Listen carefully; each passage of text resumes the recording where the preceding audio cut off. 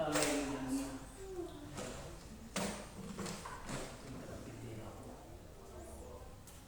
Ano pangalan ulit? Nicole. Ha?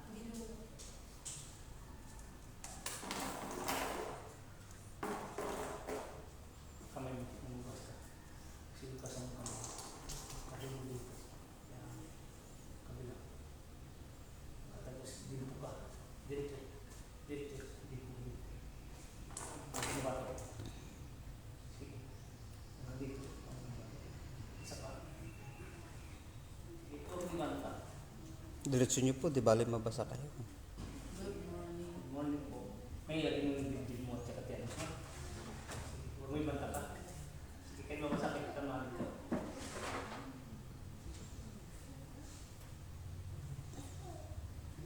Baywang mo. Sige, baywang.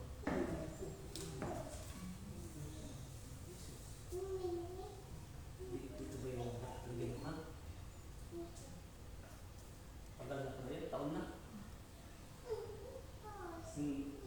Tuhod mo. Itas na yan. Sige, ilagay mo dito pa mo. Ilog mo. Sige. Muguras ka. Muguras mo.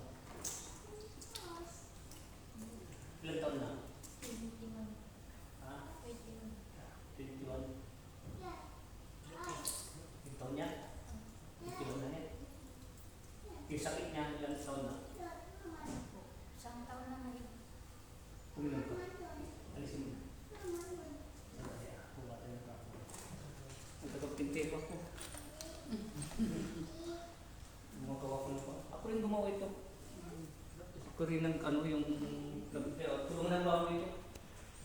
Hindi yung tulungan. Kasi wala ko bayad sa mga kapitero. Hindi ako gumawa. Ang mga ito. Ang napagibang mga ito. Basta tumunod na ako kung paano yun.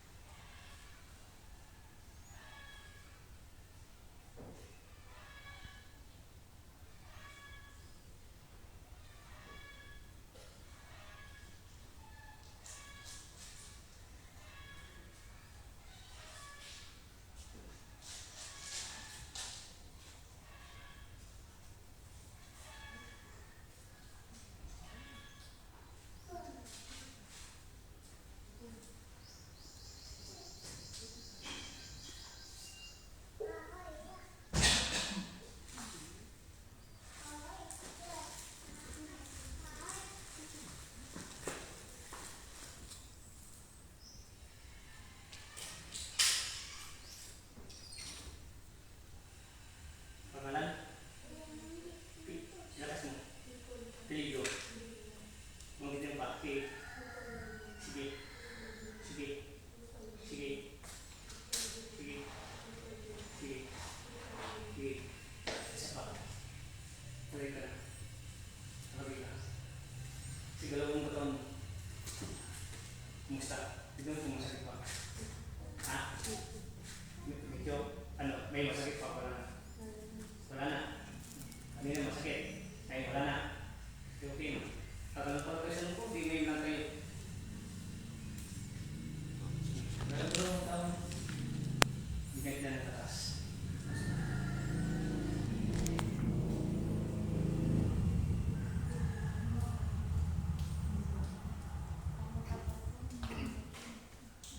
Nagagalaw ang tao.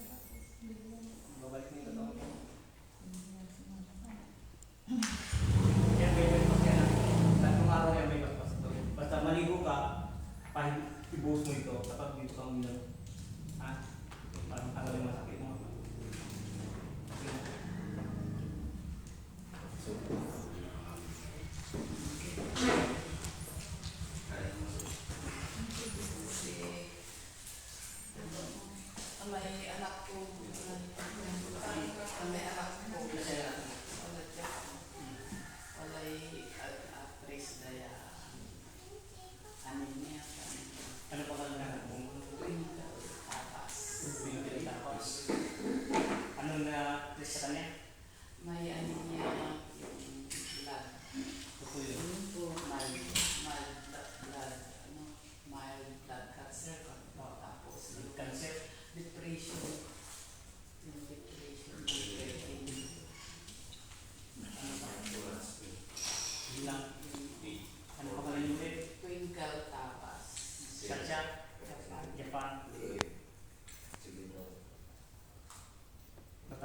siya mamaya.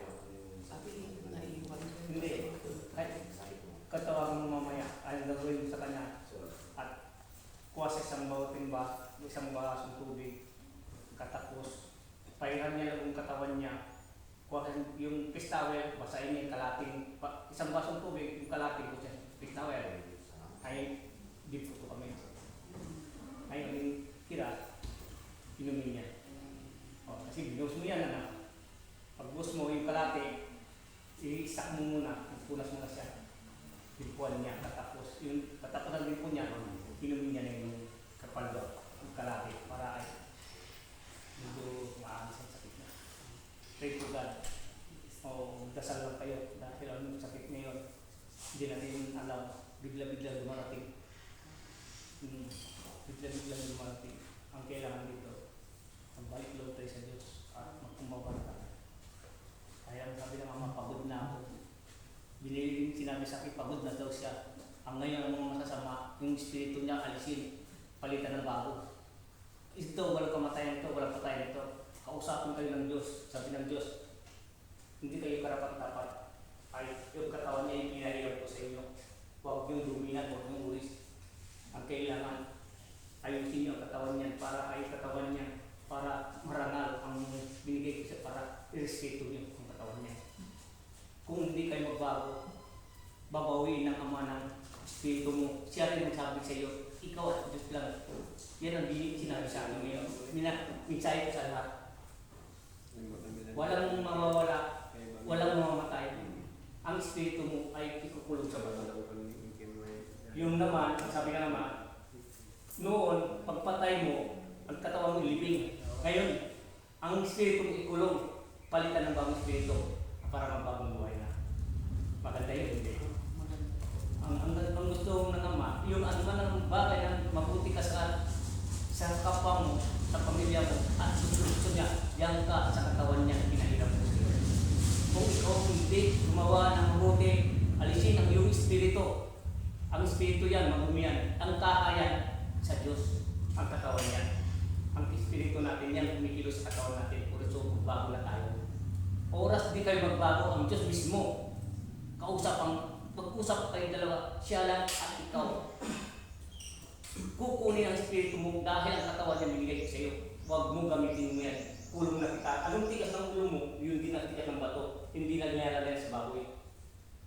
Pagbago na. Kung mayroon kayo, sabi na Ama, kung mayroon kayo mga bagay sobra na papalit, pamigay niyo sa kapitbahay niyo para di masaya. Bilang araw, oras, pagdating ng oras, gagawa rin akong paraan ng ibang tao at bibigyan din kayo. Gagawa ng Diyos yung paraan. Basta huwag kayong mapapanis, huwag niyong sasayangin. Kung may sobra, pamimigay niyo, papakain niyo. Huwag niyong sayangin ang pagkain. Yan lang ang bilis sa ating Ama. Pinapaliwanag sa mga tao. Mag-ingat ang hindi magbago. Walang mamamatay. Maggulat ka na lang, nagbago na ito. Hindi ganyan ang ugali niya, yung palang espiritu niya nakulog na. Ang katawang bawiin niya ng Diyos. Marami na nangyayari ito dahil sobra na ang tao na kasamaan. Ilan lang na sumusunod sa kanya, ilan na lang. Ang lahat, kalukuhan ang ginagawa. Tama yun. Yun lang naman sabi. Gawin mo ang sabi mo, magpamas ka na ka, mag-pray ka ng buong katawan mo, dimpuan mo, katapos, mayroon siyang tubig. Kadali siya. Sa pangalan ni Jesus. Si Norberta Peralta. Nasaan siya? Japan din. Japan. Roberta. Norberta Peralta. Anong daw sakit niya? Yung boses. Boses at ano pa? Sakit sa dito sa kanya. Yan. Ito gawin, sabi mo sa kanya, magmumug siya. Kuha sa isang basong tubig, magmumug siya. Tapos, ngayon, magmumug niya, kuha siya ng tubig, ilagay niya sa mga sakit niya, lalamunan niya, tsakatyan niya, baywang niya, tuhod niya. Tapos, uminom siya yung tigas ng tubig sa baso. Tubig mo, gamot mo sa paniwala mo sa Diyos. Hindi ako nagpapagaling sa inyo ng Diyos. Nandito siya sa tabi natin. Pinapakinggan lang tayo ng Diyos. Imbon ako, nagagamot na ako, kakasama ko ng Diyos. Hindi ako nagpapagaling ng Diyos. Laging mga mensahe niya galing sa Kanya, binibigay sa akin, yung pinapaliwanag sa mga tao.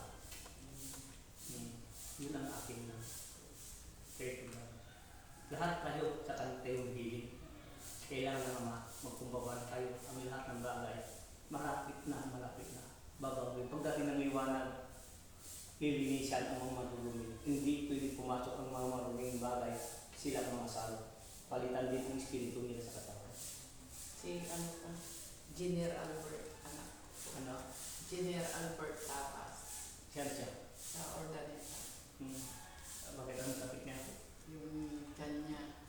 Kung ordinata at mapunta mo siya dito para malaman ko yung sakit niya. Kung ibang bansa, okay lang. Okay lang. Kung ordinata, kahit sa Manila ang bigan, kung freedom, pupunta sila dito sa akin para malinis ako siya ng gusto. Okay. Maganda yun, mali. Maganda po. Baik, ordinata, wala lang karating oras. Kung walang Kasama-sama namin sa walang mag-aalaman. yes, para malinisan natin siya. Yan ang lahat yan, bas-basan niya. Aking buo sa maraming salamat. Maraming salamat. Pati mga madrinas, Ay, pwede naman. may tubig ka.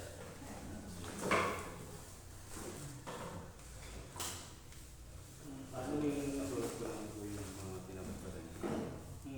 Wala na lang po yung mga Ay, pero mabilis din. ano sakit siya?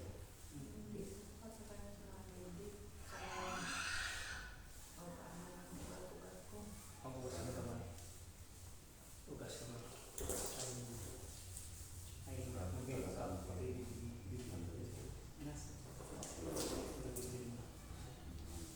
Ay, isa pa. Ngayon, gusto mo pati ba para malinis ang tanong. 9:55.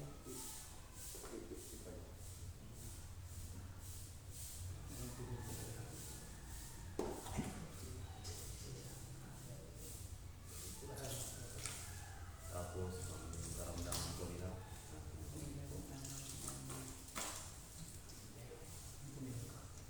Alisin mo.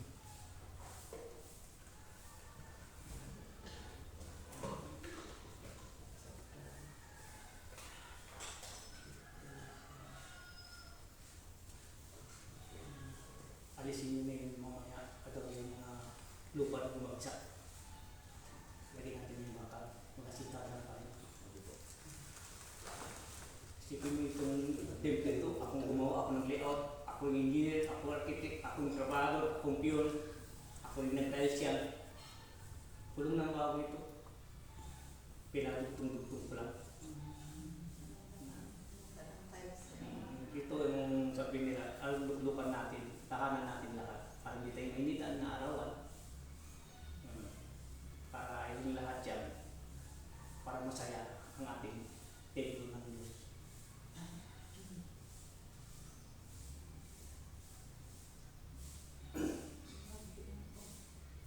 Heart enlargement.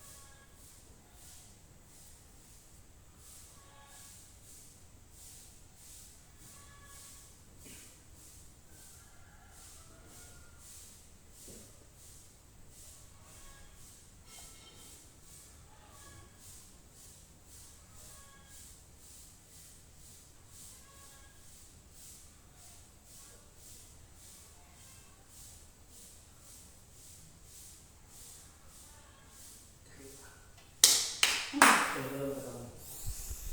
Kapalit. Kamusta? Kaya, oh. Nagbigay kita ng calcium, pinatap yung dugo mo at saka yung mga tubig sa katawan. Binigyan kita ng vitamin sa pangalan ni Jesus. Lahat, dahil sa katawan nito, binigay tayo, pinahiram lang sa atin. Lahat, kaya niya kamutin. Dahil sa kanya. Na. Yes.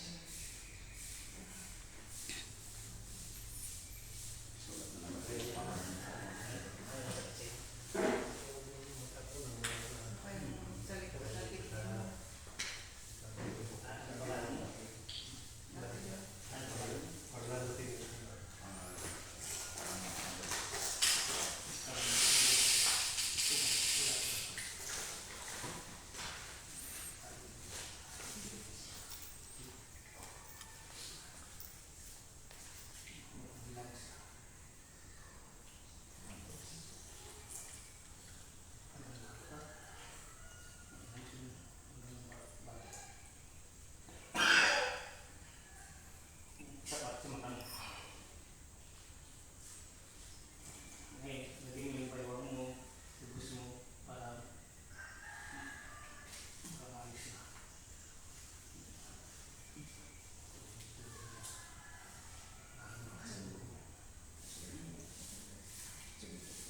Kung kayo, please. Ang sa tayo.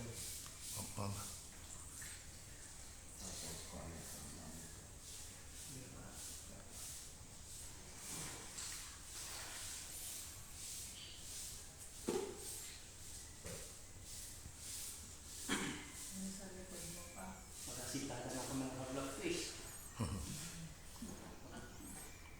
Bukasin lang tayo. Isipin mo ito, matagal ko ginawa ito. Baba, taas. Mamaya may pasinti na naman. Akit na naman sa tayo. Mamaya may pasinti na naman. Ito na naman. As least, ay nakakatulong ako sa kanila.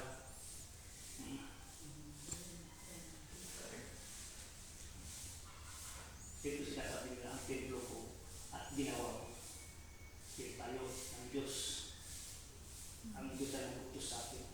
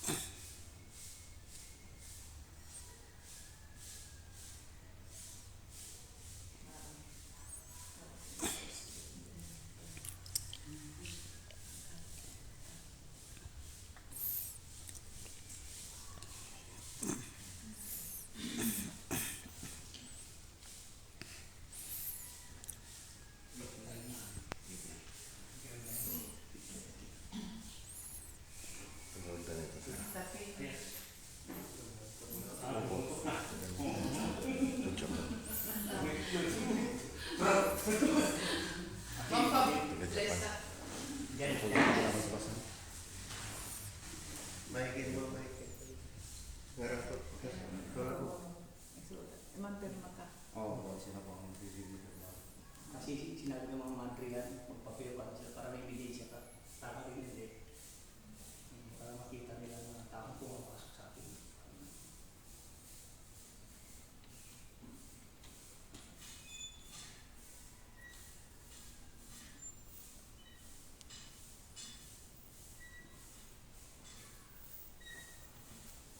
Nandun akong igat dito ama, mamaya ako na iluto igat. Wow, sarap yun. Makita.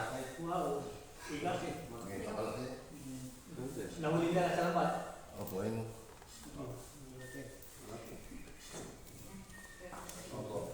Ikat.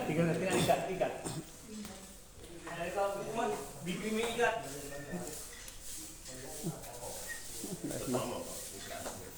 Nakalive. Natin dito. Ikat.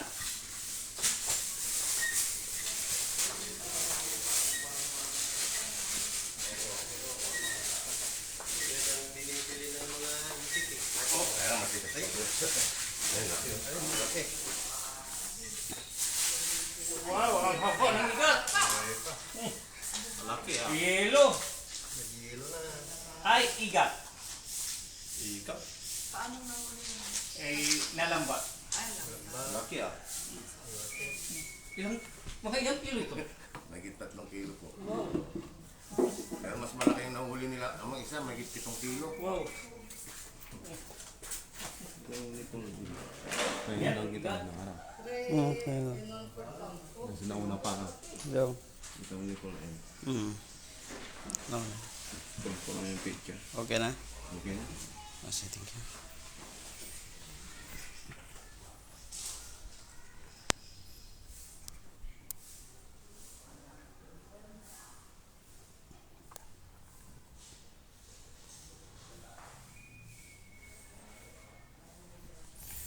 Dito, blessed day po sa lahat. Dito, gamot mo, tubig mo, paniniwala mo po sa Diyos. Kung ba ang tubig, ay siya pong tunay nating gamot. Ba, pag tinapon mo ang gamot mo, tinapon ang tubig, wala na po kayong gamot. Bakit bagay? Ang kagalingan, hindi darating. Ba, dapat sa tubig, pag sinabi ang utos, na ipahid sa bawat sakit, papahid po natin, bawat bagay. Sa mga malayuan po, pinagagamot, online, kailangan po ng representative po ng bawat pamilya na nandito para gamutin po sila sa ibang bansa. Kumbaga, malayuan yan po ginagamot po. Pero pag malapit lang po dito, sa Pangasinan, Manila area, Cavite, pinapapunta po namin sila dito sa Tibet. Dahil malapit lang naman po. Para sa ganun, ang kagalingan ay lalong mabilis na tumating sa kanila at sila ay malinisan. Personal po mismo makikita. Yun lamang po, and God bless po sa lahat.